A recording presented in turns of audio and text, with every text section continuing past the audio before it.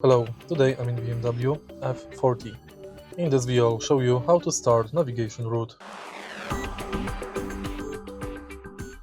In the beginning take a look at the screen display and next go to navigation.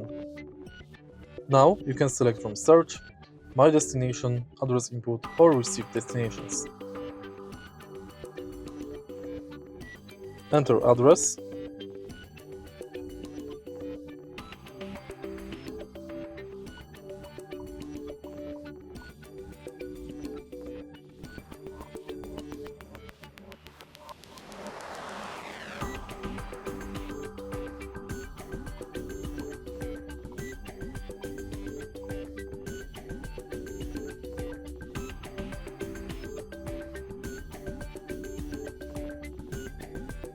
Please turn left in 100 meters and then turn left again.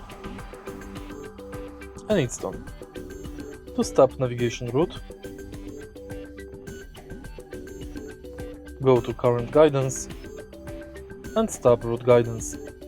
If you find this video helpful, please leave like, comment and subscribe.